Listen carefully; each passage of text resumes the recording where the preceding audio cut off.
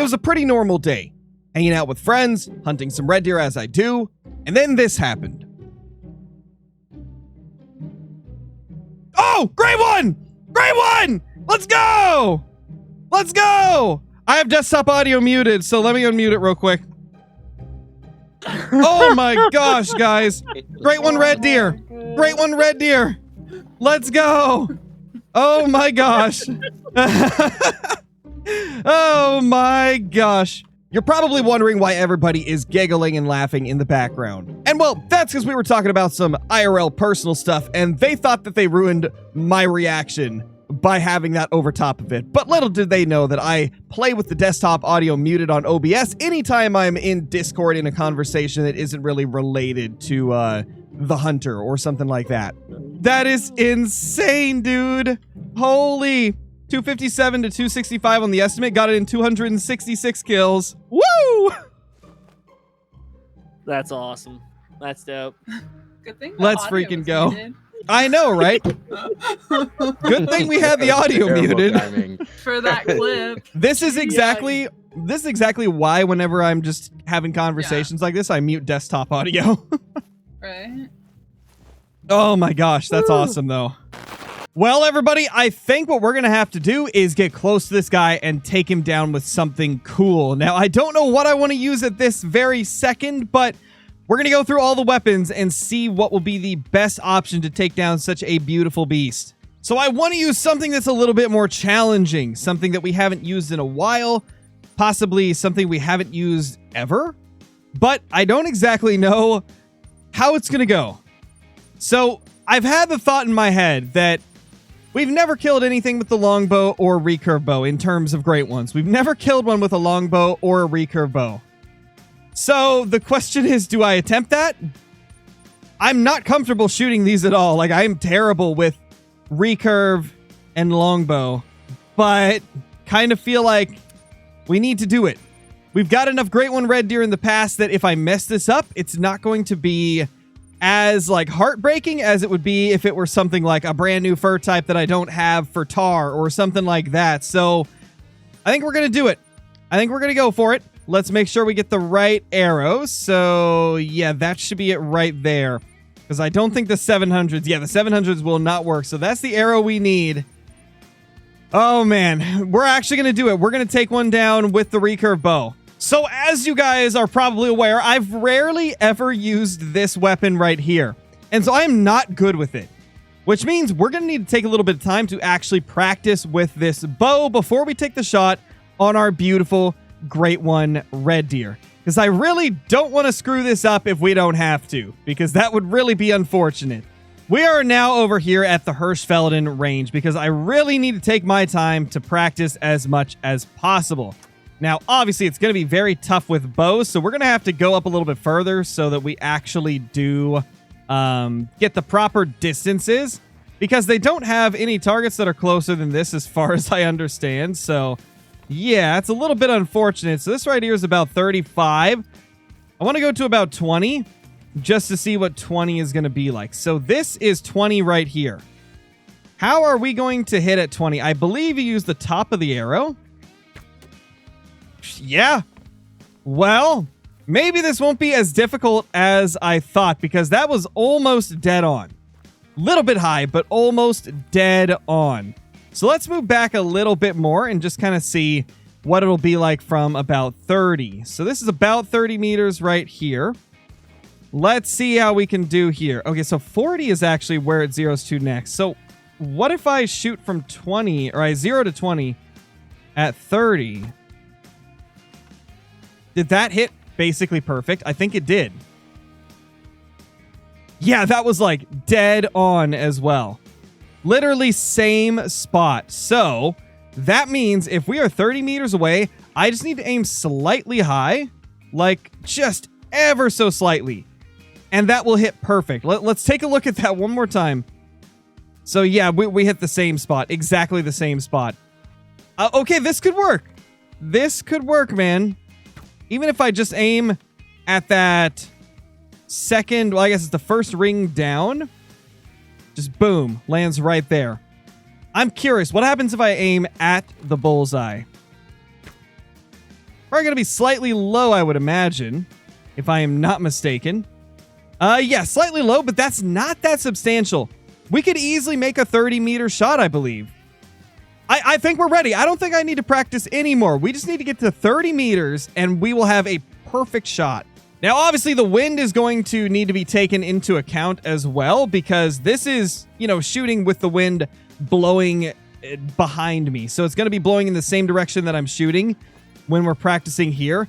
But that might not be the case when we actually take the shot. So we do need to take that into account. Well, after a little bit of an ATV ride, we have gone from the outpost over here to about 600 meters away from where our Great One was standing the last time we looked at him. So we're going to go up there now, and we're going to try and take him down. Now, because he is a solo, and all of the other ones here are solos, spooking the others off is not going to affect that Great One, which is nice. He's not going to start wandering off if we spook the other ones, so that's going to help us out quite a bit. Something else that's going to make this a lot easier that you guys may have already noticed is I no longer have that herd of all the hinds here. So we no longer have female red deer at this zone, and all of my stacked fours are not here anymore either. The reason for that? Well, I mean, you can see it right there. We deleted this zone, and every single one of those stacked fours plus the female red deer that were here went to this zone up here, and then a couple of the fours went down to here, if I'm not mistaken, as well. And I think possibly even a couple over here. They essentially dispersed throughout the other areas because we deleted their zone here. So this has made it so this zone that we're about to approach is just our respawns. This is just respawn stags, so we can shoot any of the ones that are here. And that has helped this grind out quite a bit because it makes it so I don't have to second guess whether or not I can shoot one of these for our herd management. I can just blast anything that I see, which is nice. However, on the downside, this is a lot harder to hunt now because it is so cluttered, and anytime there is one I can shoot, I've got to maneuver around like 50 million level 4s and female red deer. Now, if I'm not mistaken, I think this is the mid-rack for red deer. It's kind of hard to tell from this distance, but based on the estimate, as well as the way that he looks, the shape of the antlers, I believe this is mid-rack or possibly the other one that kind of looks like it. It's definitely not small rack. It's definitely not big rack. So it's definitely mid-rack or the other rack that I don't really know the identifiers for it. I'm not really sure what it looks like that's different from the others.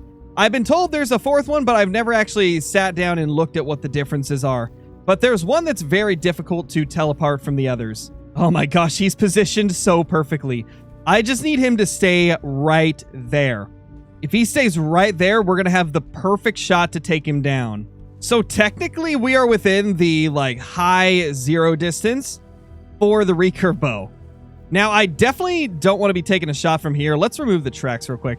I definitely don't want to be taking a shot from this distance because I do not trust myself to be able to accurately hit a shot with the recurve bow from 50 meters, especially with the wind blowing from right to left. Now, I think I probably could hit a 40, but I'm going to try and just get as close as this red deer will allow us to ensure that we don't screw things up, because that is a very high possibility. Oh, no, he's attentive.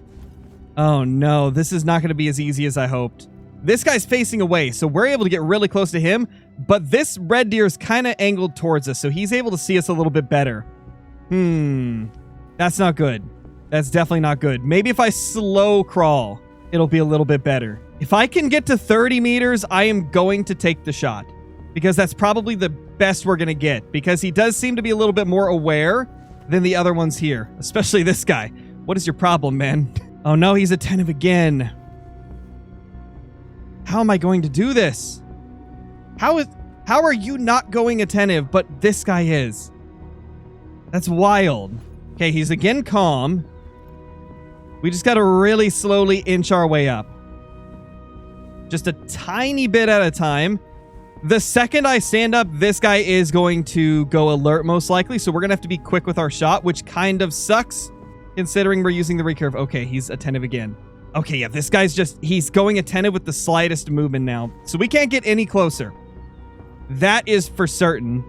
The wind is really bad for us considering we're about to use a bow, but we got to do it. I think we've got this. We just need to aim slightly high, just ever so slightly. Come on, come on, come on, come on. Put your head back up. No, put your head up. I think we did it. Is that vitals? Oh, it's vitals. Oh my gosh, that was so scary. Oh my gosh. Wow. Nothing has got my heart racing so much in Call of the Wild in probably over 2-3 years, aside from maybe my first time getting attacked by a tiger. Wow. My heart is racing as fast as the first time I was attacked by a tiger in this game. Wow, I can't believe we just pulled that off.